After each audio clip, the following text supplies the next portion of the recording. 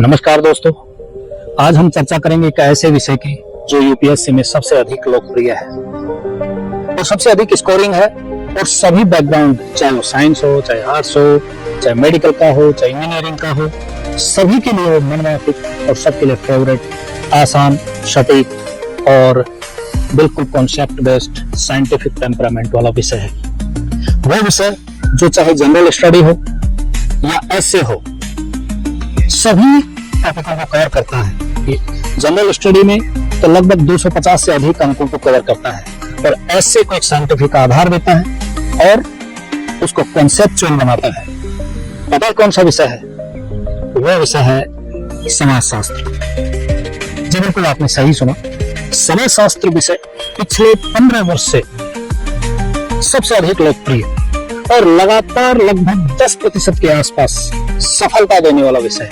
यानी 100 में से लगभग 10 कैंडिडेट समाजशास्त्र विषय चुनते हैं। यही नहीं, टॉपर्स 10 में भी समाजशास्त्र के आपको कैंडिडेट मिलेंगे। हम चर्चा करेंगे आज उस विषय की, यानी समाजशास्त्र की। ये क्यों लोकप्रिय है, क्यों चुना जाता है, क्यों पॉपुलर है, क्यों स्कोरिंग है और क्यों इसका ट्रेंड है। क्या आप अपने बच्चों का ऐसा विषय चुनना चाहेंगे जो उसके लिए लाइफ चेंजिंग हो?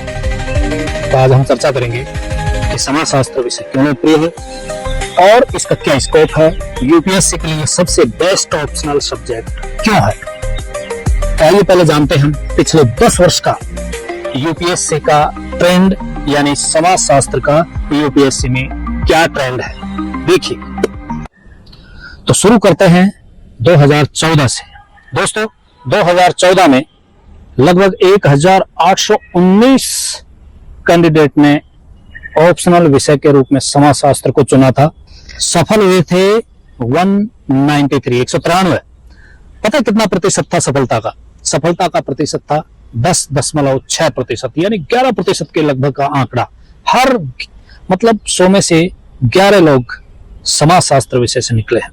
2015 में 1479 कैंडिडेट्स ने समाजशास्त्र विषय चुना था और 173 कैंडिडेट्स सफलता प्राप्त कर पाए और इसने बड़ा रिकॉर्ड तोड़ा था। 2015 में तो 11.7% सफलता का दर रहा, यानी 12% के लगभग सफल हुए।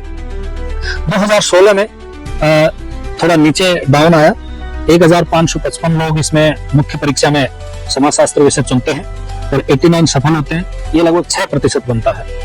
2017 में 1421 यानी 1421 लोग चुनते हैं और 137 सफलता प्राप्त करते हैं, पुनः ये 9.6% बनता है। 2018 में 1072 लोगों ने समाजशास्त्र विषय ऑप्शनल विषय के रूप में लिया था और सफलता प्राप्त की थी 107 ने, यानी 1000 में से 100, तो 10% सीधा सीधा आंकड़ा होता है। 2019 में भी 10% है, 1263 में से 126 सफलता प्राप्त करते हैं। 2020 में 2630 का हमारे सामने एक आंकड़ा आया है और जिसमें से 430 लोग सफल होते हैं, यानी ये लगभग 16.35% के लगभग बैठता है। 2021 और 2025 तक का अगर हम एवरेज निकालते हैं तो 6 से और 9% के बीच में दोस्तों ये आंकड़ा बैठता है। अब आप देखिए कि कितना बड़ा सफलता का ये मतलब एक ट्रेंड बना हुआ है समाजशास्त्र। तो टॉपर्स की बात करते हैं। आपको पता है समाजशास्त्र विषय में सेकंड पोजीशन पे कई बार आए हैं और टॉप 10 में तो बहुत संख्या में आए हैं। हम कुछ उदाहरण आपके सामने प्रस्तुत करने जा रहे हैं। पहला उदाहरण 2017 का है दोस्तों। ऑल इंडिया रैंक 2 अनु कुमारी ने प्राप्त किया। 2018 में 5वीं रैंक प्राप्त करने वाली श्रुति जयंत देशमुख है। 2019 में 10वीं रैंक प्राप्त किया है संजीता महापात्रा ने। 2020 में पुनः ऑल इंडिया रैंक 2 दूसरे स्थान पर प्राप्त किया जागृति अवस्थी ने। 2022 में 57वीं रैंक का हमारे पास जो आंकड़ा है अदिति वार्ष्णेय ने। ये कुछ उदाहरण है जो बताते हैं कि समाजशास्त्र केवल पासिंग मार्क्स ही नहीं बल्कि बेहतरीन स्कोरिंग सब्जेक्ट है, जिसके कारण अच्छी रैंक मिलती है। और निबंध में तो ये अन्य लोगों से 10 से 15 अंक अधिक दिलवाने में मदद करता है। अब हम चर्चा करेंगे कि समाजशास्त्र विषय क्यों बेहतरीन है, क्यों फेमस है और क्यों सबसे अधिक ट्रेंड में चल रहा है। तो तो पता है समाजशास्त्र विषय क्यों पॉपुलर है, क्यों फेमस है, क्यों ट्रेंड में है? इसके मैं आपको 10 कारण बताने जा रहा हूं। और वो 10 कारण समाजशास्त्र विषय को बड़ा यूनिक बनाते हैं। यही नहीं, बल्कि यूपीएससी फाइट करने के बाद में उसे सीधा समाज के लिए काम करना पड़ता है, सीधा समाज से फेस करना पड़ता है और सामाजिक कार्यों में सीधा इन्वॉल्व होना पड़ता है।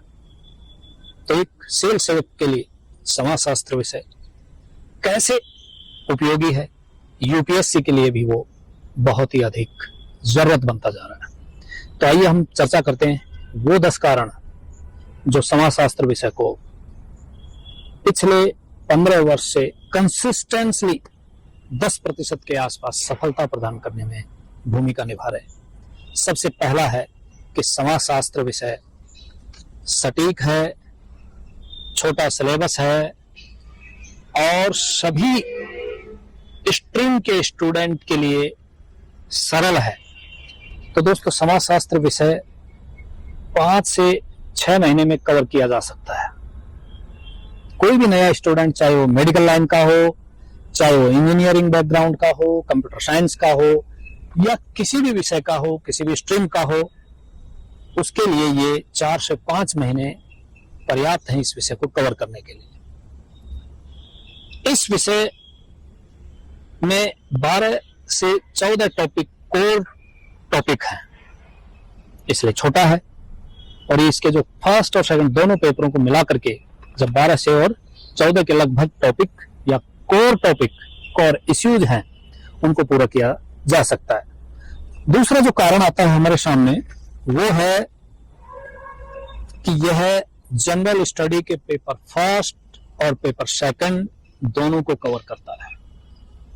दोस्तों, समाजशास्त्र विषय के अंदर वे सारे टॉपिक जो चाहे वुमेन एम्पावरमेंट से रिलेटेड हो या फिर वीकर सेक्शंस के लिए हो या फिर थिंकर्स के हिसाब से हो या फिर एक सिविल सेवक के लिए आवश्यक जो आधारभूत थॉट्स हैं और एथिक्स के पेपर को मिला करके ये लगभग 250 से अधिक अंकों को कवर करता है। इसलिए ये सभी के लिए एक सिविल सेवा की परीक्षा को आसान बना देता है। अगला जो मैं बताने जा रहा हूं, सबसे महत्वपूर्ण इसकी जो है एक खासियत है, वो है साइंटिफिक टेम्परामेंट। दोस्तों, समाजशास्त्र का टेम्परामेंट साइंटिफिक है, वैज्ञानिक है। ये पढ़ने वाले को और इसके अनुसार सोचने वाले को एक वैज्ञानिक थॉट्स, दृष्टिकोण प्रदान करता है। तो जब आप आंसर लेखन करते हैं, तब चाहे वो एथिक्स में हो, चाहे एसए में हो, चाहे जनरल स्टडी में हो, ये उन सब के लिए एक साइंटिफिक दृष्टिकोण देता है। इसलिए विज्ञान विषय के कई कैंडिडेट समाजशास्त्र को प्राथमिकता देते हैं। अगला है 5वां जो कारण है वो है एसे, निबंध। आपको पता है निबंध की सफलता में कितनी बड़ी भूमिका है।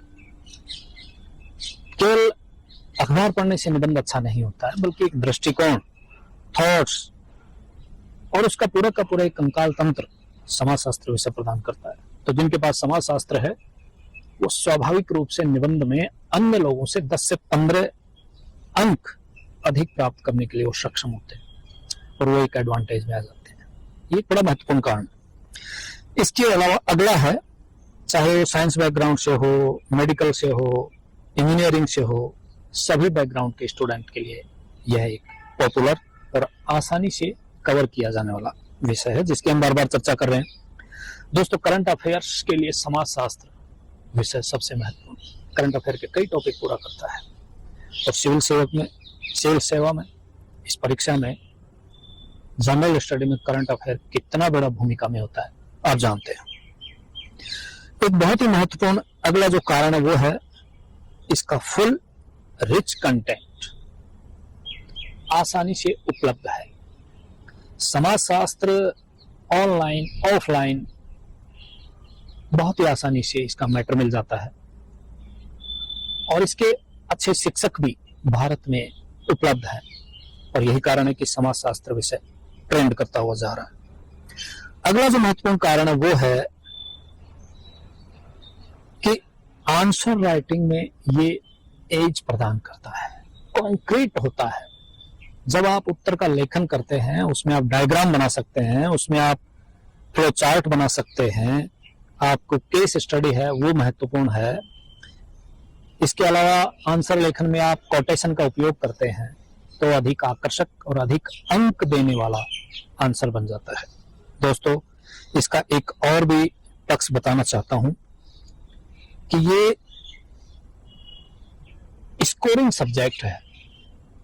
टू द पॉइंट आंसर लिखने पर अन्य सभी विषयों से अधिक अंक देता है। आंसर जांच करने वाला ऑब्जेक्टिव रूप से इसको देखता है और वो सटीक बिंदु देखता है, और समाजशास्त्र विषय में इसके लिए अधिक चांस है, अधिक अवसर हैं कि सटीकता से उसके उत्तर दिए जा सकते हैं, क्योंकि सिलेबस ही बिल्कुल कवर करता है, बहुत छोटा है और सटीक है, आपको वही बिंदु पढ़ने हैं।